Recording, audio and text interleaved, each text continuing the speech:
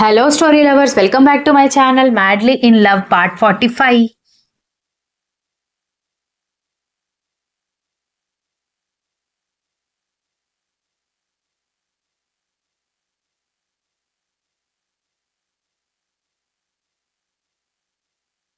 Bill చేస్తున్న టైంలో card pin number చెప్పి ఏదో కాల్ రావడంతో బాబు పక్కకి వెళ్ళిపోవడంతో కార్డ్ గీకేసి కౌంటర్ వాడిచ్చిన తర్వాత బిల్ మొత్తం ఎంత అయింది అని అడిగింది దక్ష.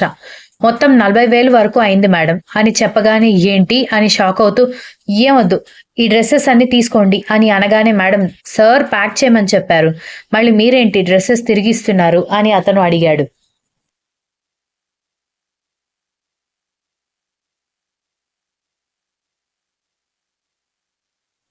ఈలోపు దక్షకి 10 అడుగుల దూరంలో మాత్రమే ఉన్న బాబు ఆ అలికిడికి వెనక్కి తిరిగి చూస్తే కౌంటర్ దగ్గర ఉన్న వ్యక్తితో దక్ష ఆర్గ్యూ చేస్తూ ఉండేసరికి I will call you later అని చెప్పి కాల్ కట్ చేసి మొబైల్ పాకెట్లో పెట్టుకుని ఏమైంది అని అడుగుతూ రాగానే 30,000 బిల్ అంట. 30,000తో మా ఇంట్లో వాళ్ళందరూ 3 సంవత్సరాలకి సరిపోయే బట్టలు కొనుక్కుంటారు, ఇంకా ఎక్కువే కొనొచ్చు కూడా. ఒక్క పూట వేసుకునే డ్రెస్ కోసం 30,000 ఏంటి సార్, వద్దు అనగానే నువ్వు కొంచెం ఆగుతావా అని చెప్పగానే దక్ష నోరు మూసుకుంటే మీరు ప్యాక్ చేయండి అంటూ కౌంటర్లో ఉన్న వ్యక్తి వైపు చూసి దక్ష చేతులు పట్టుకుని కార్ దగ్గరికి తీసుకెళ్లి డోంట్ యూ హ్యావ్ బ్రెయిన్ అని అడిగాడు.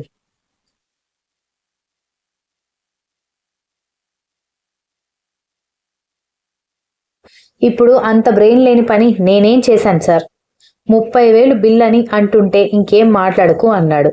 దక్ష ఏడుపు మొహం వేసుకోవడంతో నీ బాబుకి షాప్లో నెలకి 2 లక్షలు వస్తున్నా, మీ అన్నకి నెలకి 70,000 వస్తున్నా పిసినారుతనంతో నిన్ను ప్లాట్ఫామ్ మీద బట్టలు కొనుక్కునే స్టేజ్కి తీసుకొచ్చారు. నాకంత కర్మ పట్టలేదు కాబట్టి నేను కొనిచ్చిన డ్రెస్సెస్ తీసుకో అన్నాడు.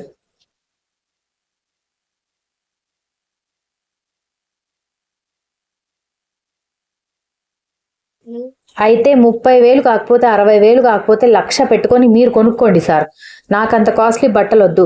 పైగా ఆ బట్టలు వేసుకుని మీ అమ్మగారికి కనపడ్డానంటే మీ సొమ్మంతా దోచేస్తున్నానని శాపనార్థాలు పెడతారని ముక్కు చీదింది.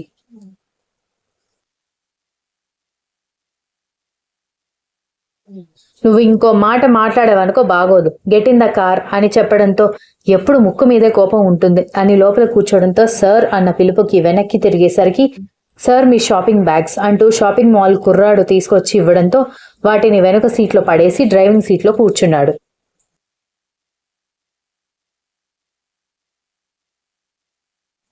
అతన్ని చూసి మొహం తిప్పుకొని కూర్చోవడంతో నా వైపు చూడు అని గంభీరంగా చెప్పేసరికి భయపడి అతని వైపు చూస్తే ఆ 30,000 వల్ల ప్రాబ్లం ఏంటి అనగానే వాటిని సేవ్ చేస్తే ఫ్యూచర్లో యూజ్ అవుతాయి కదా సార్ మన పిల్లలకి అనగానే అతను ఆమె వైపు తిరిగి చూడడంతో అదే మీ పిల్లలకి యూజ్ అవుతాయి అనగానే ఆమెని కోపంగా చూసి వాట్ డూ యూ మీన్ అని అడగడంతో ఇప్పుడు నేనేమన్నాను, మీ పిల్లలకి యూజ్ అవుతుంది అన్నాను అంది.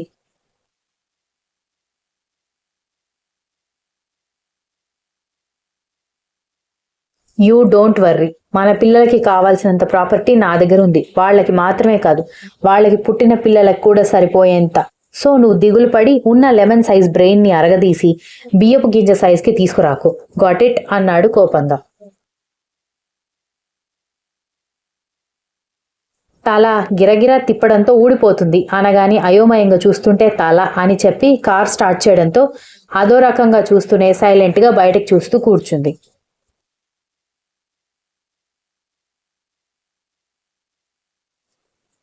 తర్వాత తన షాపింగ్ కోసం వేరే మాల్కి వెళ్ళి అతను షాపింగ్ చేస్తుంటే వాచ్ 2 లక్షలు, 15,000కి తక్కువ లేని డ్రెస్సెస్ తీసుకుంటున్న అతన్ని కళ్ళు పెద్దవి చేసి చూస్తూ వామ్మో 30,000 రూపాయలకే నేను మొత్తుకున్నాను, ఈయనగారు లక్షలు షాపింగ్ చేస్తున్నాడని అనుకుంటూ కొన్ని రోజులు పనిచేసి తర్వాత పాడైపోయే వాటికి ఎందుకంత కాస్ట్ పెడతారో అని అనుకుంది.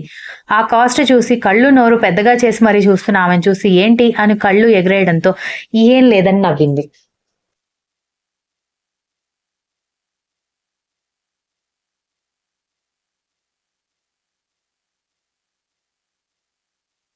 గుడ్ మార్నింగ్ మేడం అంటూ వచ్చిన నవీన్ వైపు చూసి నాతో ఇష్టం వచ్చినట్టుగా మాట్లాడతావా, పైగా మా మమ్మీ ఇంటికి వెళ్తే మీ చెల్లెలు నవ్వుతుందా చెప్తా అనుకుంటూ మిస్టర్ నవీన్ నాకు ఈరోజు ఎక్కువగా వర్క్స్ లేవు, సో మనం అకాడమీ వర్క్ చూడాలి అంది.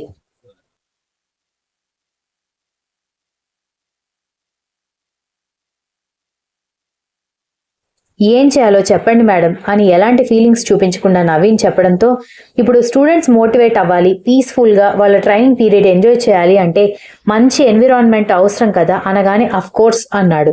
నాతో రా అంటూ గార్డెన్ దగ్గరికి తీసుకువెళ్ళి అక్కడ వర్క్ చేస్తున్న వాళ్ళందరినీ కంటి చూపుతోనే వెళ్ళమని చెప్పి మొక్కలన్నీ డ్రై అయిపోతున్నాయి నవీన్, కాస్త గుంతలన్నీ తవ్వేసి ఆ మొక్కలు నాటిపెట్టు అనగానే నవీన్ టక్కున చూసేసరికి ఏంటి అలా చూస్తున్నావు, నాకు తెలుసు నీకు ఈ పనులు తెలుసని, నువ్వు నా అసిస్టెంట్, నేనేం చెప్పినా చేయాలి, నేను ఎక్కడికి వెళ్ళినా రావాలి, సో చెప్పిన పని చెయ్యి అనగానే కోపాన్ని కంట్రోల్ చేసుకుంటూనే నవీన్ ఆమె చెప్పిన పని చేయడం మొదలుపెట్టాడు.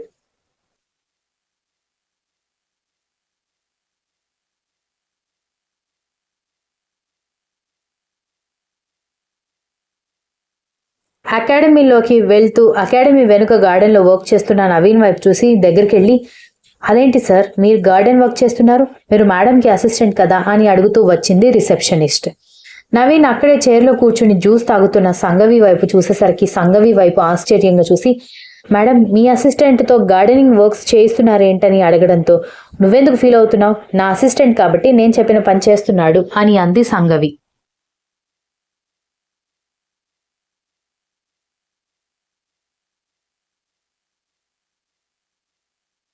ఆ అమ్మాయి ఏం మాట్లాడలేక అక్కడి నుంచి వెళ్ళిపోయింది. సాయంత్రం వరకు వర్క్ చేయించి నవ్వుకుంటూ వెళ్లబోతున్న సంగవిని పిలిచి, ఒక చిన్న సజెషన్ మేడం అని అనగానే అతని వైపు చూస్తే, ఎలాంటి కష్టం లేకుండానే ఇంత పెద్ద అకాడమీ బాధ్యతలు చూసుకునే అదృష్టం మీకు దక్కింది, దాన్ని అంతే సమర్థంగా నిర్వర్తించండి, అంతేకాని మనసులో ఒకటి పెట్టుకుని బయటికి ఒకలాగా ప్రవర్తించకండి, దానివల్ల మీ మీద ఉన్న రెస్పెక్ట్ పోతుంది అని వెళ్లిపోగా సంగవి విస్తుపోయి చూసింది.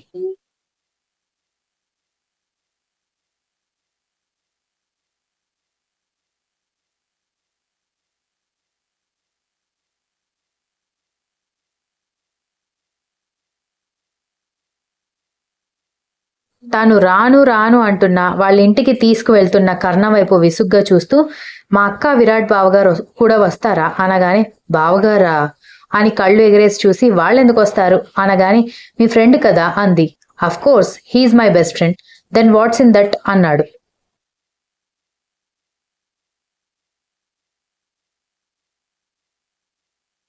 మరి మీ ఫ్యామిలీ ఫంక్షన్కి బావగారు రాకపోవడం ఏంటి అనగానే, అక్కడ వయసు మర్చిపోయి బర్త్డే చేసుకుంటుంది మా బాబు, అలాంటి సిల్లి పార్టీలకి నేను ఇన్వైట్ చేయను అన్నాడు.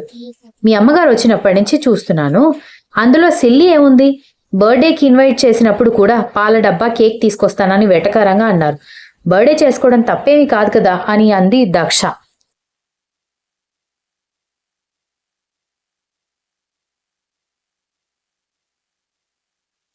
బర్త్డే చేసుకోవడం తప్పు కాదు, అదొక పెద్ద ఫంక్షన్ లాగా చేసుకోవడమే ఇరిటేటింగ్ అని అనగానే విస్తుపోయి చూసింది.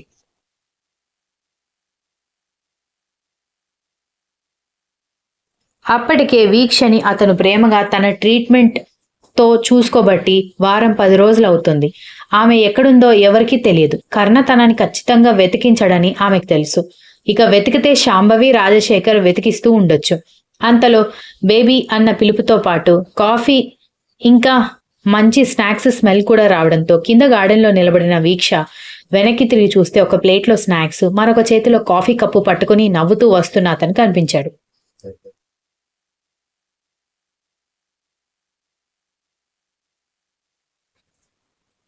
బేబీ అంటూ కాఫీ స్నాక్స్ అందించడంతో వాటిని తీసుకుంటూ అతని వైపే చూస్తుంటే అతను అందంగా ఒక నవ్వు పడేసి, అలా చూడకు, నాకు వేరే ఆలోచనలు కలుగుతాయి. ఇప్పటికే అది నేను ప్రేమించిన నిన్ను నా భార్యగా ఎప్పుడు చేసుకోవాలన్న ఆలోచనతో తలమునకలవుతున్నా అనగానే, నీకు అంత ప్రేమ ఉంటే మా ఇంటికొచ్చి మా ఇంట్లో వాళ్లతో మాట్లాడి నాకు ప్రపోజ్ చేసి సొంతం చేసుకోకుండా ఇలా ఎవరికి తెలియకుండా నాకెందుకు రాణి సేవలు చేస్తున్నావని అడిగింది.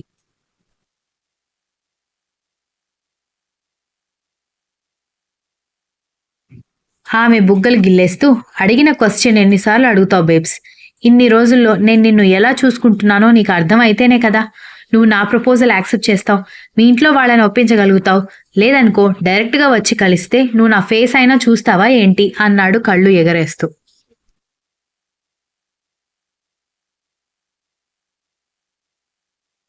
Why not, you are rich, famous and handsome అన్న చివరి మాటకి అతని పెదవుల చివర చిన్న నవ్వు నిలిస్తే కాఫీ స్నాక్స్ పక్కన పెట్టి లేచి అతనికి ఎదురుగా నిలబడి తనకంటే హైట్గా ఉన్న అతని చుట్టూ చేతులేసి అతని పెదవులని అందుకుంది వీక్ష.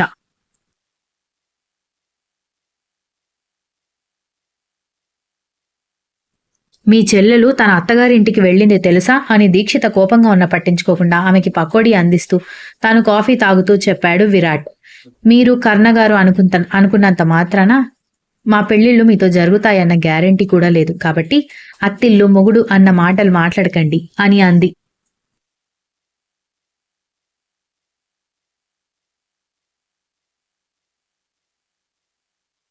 ఒకే ఇంట్లో కలిసి ఉంటున్నారంటే సొసైటీ ఏమనుకుంటుందో అమ్మాయిలకి బాగా తెలుసు అంటూ కళ్ళు మాత్రం ఎత్తి దీక్షిత వైపు చూసేసరికి ఆమె కోపంగా చూస్తుంటే విరాట్ నవ్వుతూ మరొక పకోడీ తినిపించాడు. బేబీ, మనిద్దరం ప్రేమించుకున్నాం.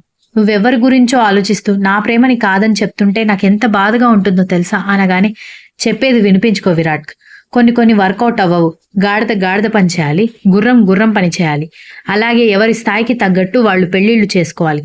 అంతేకాని ఇలా నచ్చిన వాళ్ళని చేసుకుంటానంటే సమాజం వాళ్ళని ప్రశాంతంగా బ్రతకనివ్వదు, మనశ్శాంతిగా ఉండనివ్వదు అంటున్న దీక్షిత వైపు కోపంగా చూస్తూ మేము సమాజం కోసం బ్రతకట్లేదు, మా కోసం బ్రతుకుతున్నాం అన్నాడు.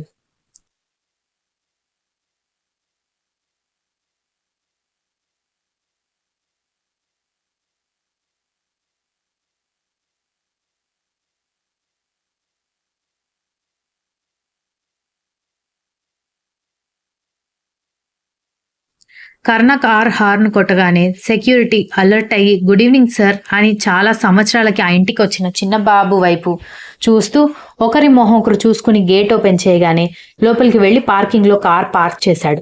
కారు దిగి కదలకుండా చేతులు నలిపేసుకుంటూ భయంగా నిలబడ్డంతో ఇక్కడ నీకు హారతి ఇవ్వడానికి ఎవరూ లేరని వెటకారంగా చెప్పడంతో మీరు ఊరుకోండి సార్, ఇక అన్ని వెటకారాలే. మీ అమ్మగారిని 2-3 సార్లు కలిసినందుకే ఆవిడ మొహం గుర్తు చేసుకుంటేనే అరికాల నుంచి నడినెత్తి వరకు వణుకు మొదలవుతుంది. ఇప్పుడు 3 days ఆవిడ కళ్ళెదురుగా ఉండాలంటే నా వల్ల కాదు. నేను మా ఇంటికి వెళ్ళిపోతాను. కావాలంటే పార్టీ అవ్వగానే నన్ను మళ్ళీ తీసుకెళ్ళిపోండి అని చెప్పింది దక్ష.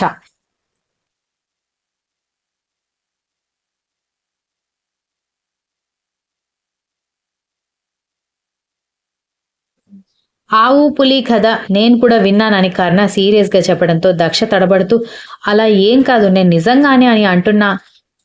ఆమె వైపు చూసి అంత వణికి చచ్చిపోవడానికి ఇక్కడ దయ్యాలెవరూ లేరు. ఎవరైనా ఏమైనా అంటే నేను చూసుకుంటాను అంటూ లోపలికి తీసుకుని వెళ్లడంతో అతని స్పీడ్ అందుకోలేక అతనితో పాటు ఇంట్లోకి వెళ్ళింది.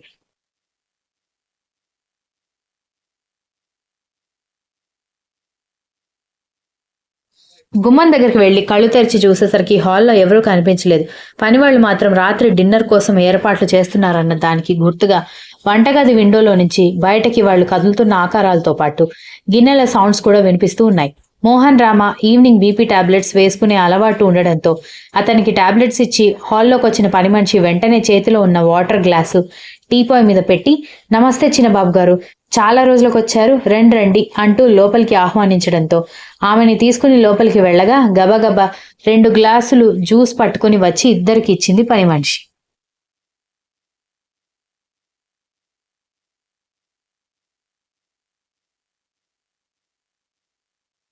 హలో అన్నయ్య అని స్నేహ పరిగెత్తుకొచ్చి హలో వదిన అనగానే దక్ష సీరియస్గా చూసేసరికి ఏమాత్రం పట్టించుకోకుండా కావాలని నవ్వుతూ 2-3 సార్లు వదిన అని పిలిచేసరికి నోర్ముయి స్నేహ అన్న కంచు కంఠానికి దక్ష తల పట్టుకుంటే కర్ణ ఆమె వైపు చూశాడు.